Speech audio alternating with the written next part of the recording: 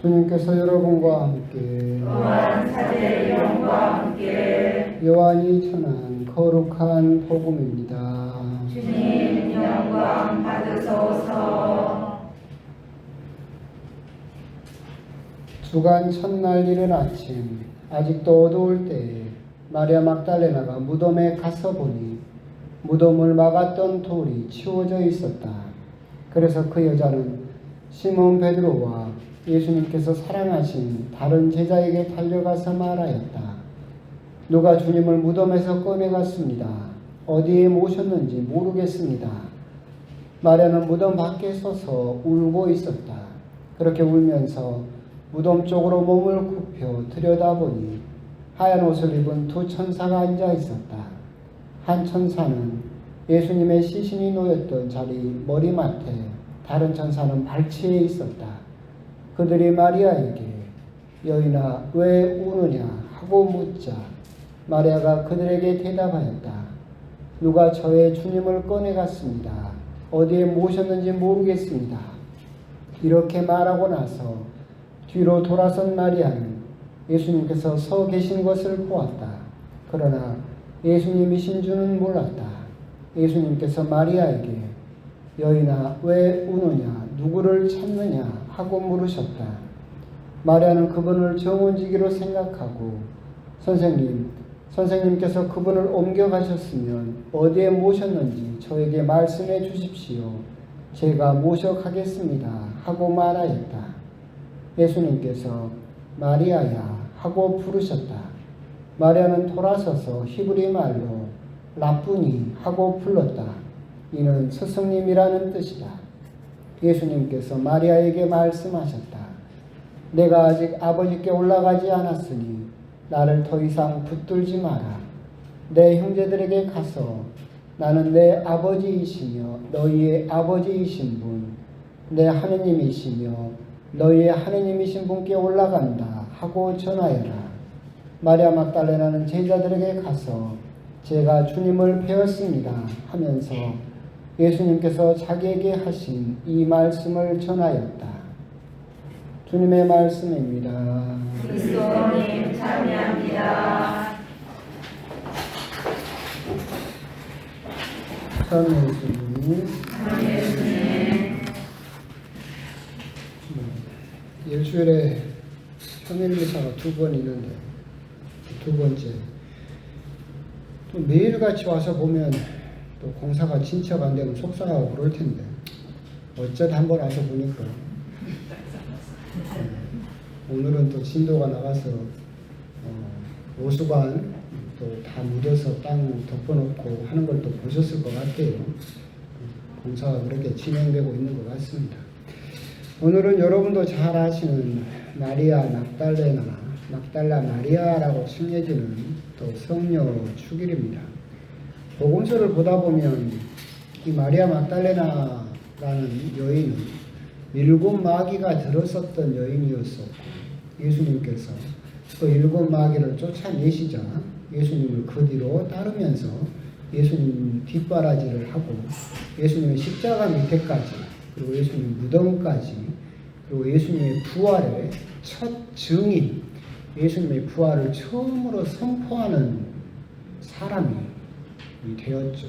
그러니까 제자들도 아니었고 그렇게 사랑했었던 베드로라든가 사도도 아니었고 여인에게 당신 부활의 첫 증언을 하도록 그래서 아우스티노 성인도 그랬었고 수많은 성인들 그리고 교황님도 이 마리아 막달레나라는 성녀를 사도들 중에 사도라고 부르시기도 했던 그분입니다.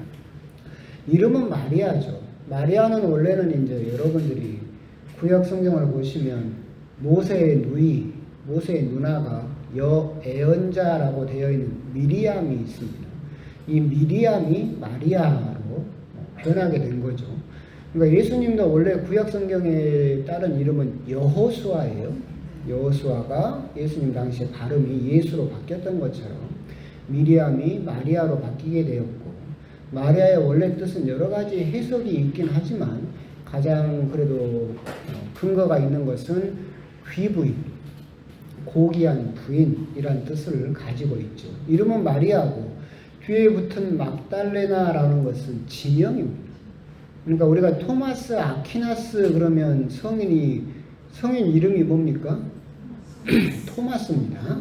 그리고 아퀴나스는 지역 이름, 아퀴노의, 그러니까 토마스라는 사람이 하도 많으니까 구분하려고. 그러니까 여러분들이 재밌으면 토마스 아퀴나스 쓸 때 T. 아퀴나스 쓰시는 분들이 있어요. 거꾸로 된 거예요. 토마스 A를 하던가 A. 토마스를 쓰던가 그래야 됩니다. 그런 것들이 아빌라의 데레사, 그죠? 그렇게 구분이 되는 것처럼 마리아 막달레나도 마리아가 많았죠. 복음서에서도 성모님도 마리아에 있었고 베타니아에 마리아도 있었었고 또 죄를 지었던 음란한 죄를 지어서 돌을 맞을 뻔했던 마리아도 있었었고, 그래서 많은 마리아가 있었기 때문에 구분하려고 이 성녀는 막달레나 지역 이름을 붙인 거죠. 막달레나라는 그 지명은 믹달루냐라는 그 지명에서 나온 이름인데 뜻은 물고기 탑. 그러니까 여러분들이 그 겟네사렛 호수 지도를 나중에 보여드리면은 호숫가에 있는 마을인데 물고기가 많이 났나 봐요. 탑처럼 물고기를 쌓아놨었나 봐요. 잡아가지고. 그래서 그 지역을 물고기의 탑, 믹달루냐라고 부르는데 그 이름이 막달레나가 되어서 그 지역에 살던 마리아라고 구분을 하고 있죠. 아까 말씀드린 것처럼 이 마리아는 정말로 끝까지 예수님을 사랑했던 그 성녀였습니다. 우리 율독서도 아가서가 봉독된 이유도 그거죠. 아가서는 하느님과 우리 간의 사랑을 남녀 간의 사랑으로 이렇게 비유를 해서 부르는 노래인 것처럼 정말로 마리아 막달레나 예수님을 끝까지 사랑했던 분이죠. 이 막달레나 성녀를 보면서 우리가 두 가지 점을 생각해 보셨으면 좋겠는데, 첫 번째는 뭐냐면 정말 변하지 않는 사랑이라는 겁니다. 그러니까 그 여러 가지 뭐 이야기를 보다 보면 재밌는 이야기가 있잖아요. 남자 여자가 이렇게 사귈 때 그 방귀 튼다고 그러잖아요. 아주 중요한 문제라고 그러는데 방귀를 언제 트느냐? 끝내 못 트는 사람도 있다는데, 근데 왜 그러겠어요? 내가 사랑하는 사람이 방귀 뀌면 환상이 깨져. 네, 그래서 그게 중요하다고 생각을 하는데, 이 마리아 막달레나가 보여준 사랑은 전혀 그렇지 않죠. 얼마나 사랑을 했으면 내가 사랑하는 그 주님이 십자가에서 피를 흘리면서 죽을 때까지도 그걸 보면서 따라가죠. 얼마나 사랑했으면 무덤까지 따라가요. 오늘 복음을 봐도 그러잖아요.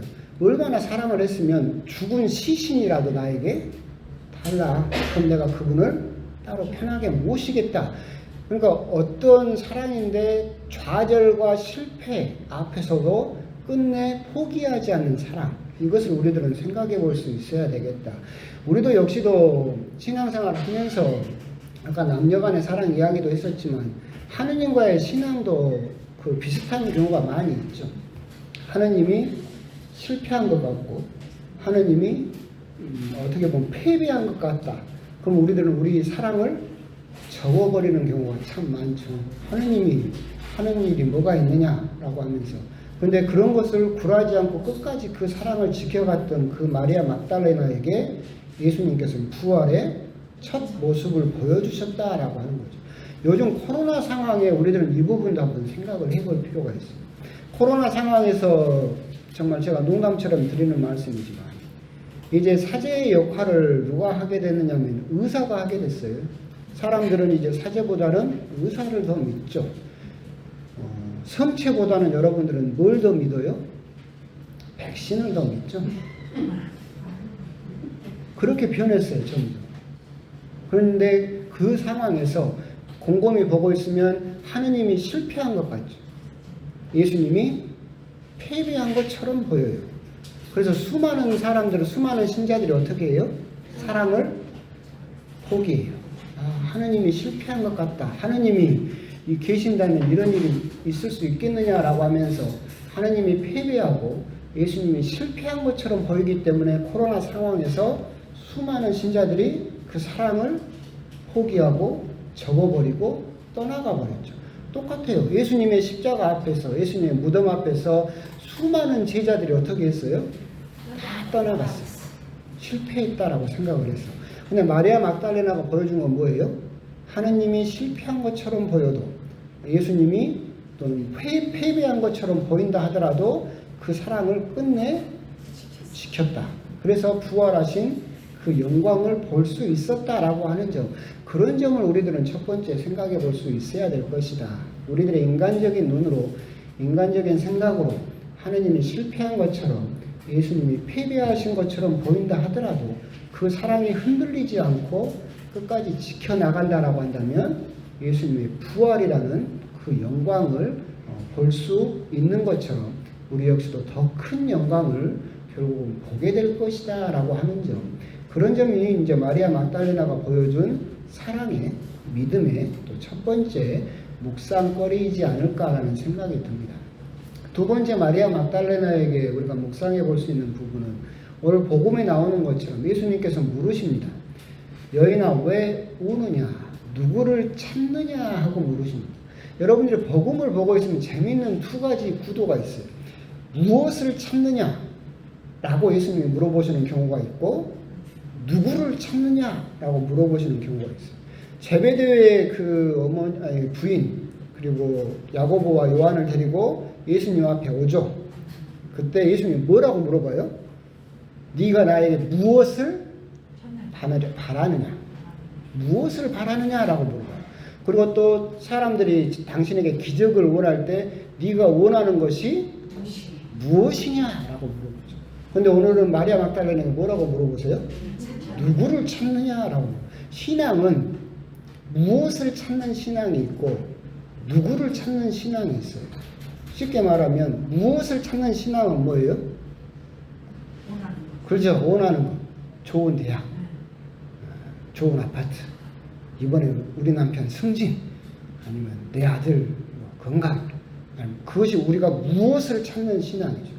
그런데 예수님이 부활하신 뒤에 사랑하는 마리아 막달레나에게 물어봤던 신앙의 궁극점은 뭐예요? 누구를 찾는. 신앙은 결국 무엇을 찾느냐가 아니라 누구를 찾는. 신앙은 인격적인 만남이고 예수님을 만나야만 우리들의 신앙은 성숙하고 완성될 수 있다. 신앙은 무엇을 찾는 신앙이 있고 누구를 찾는 신앙이 있다라고 하는 점 곰곰이 묵상을 해볼 필요가 있다. 물론 무엇을 찾는 신앙이 다 나쁜 건 아니에요.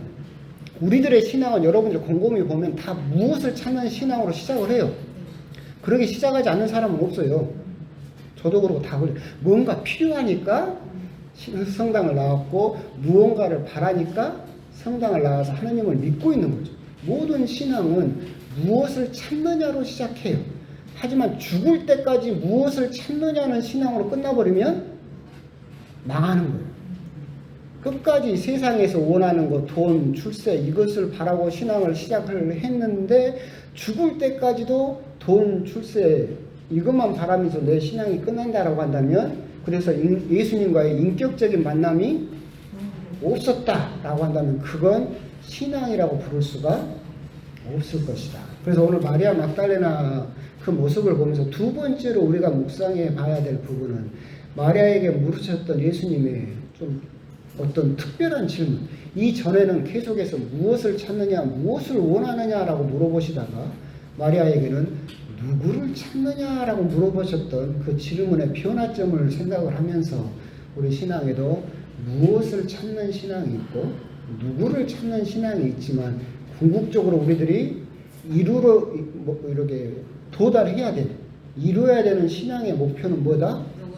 누구를 찾는 신앙이 반드시 되어야만 된다라고 하는 점, 그런 점에 대해서 묵상을 하시면서 오늘 마리아 막달레나를 사도들 중에 사도라고 성인들이 부르셨던 이유에 대해서 여러 가지가 있겠지만 저는 두 가지를 말씀드렸고, 실패와 좌절과 패배 앞에서도 흔들리지 않는 사랑, 그리고 누구를 찾는 신앙의 모습을 보여줬던 마리아 막달레나의 그 모습을 보면서 여러분들 묵상하시면서 여러분 자신의 모습도 한번 곰곰이 또 되돌아보셨으면 좋겠습니다. 아멘.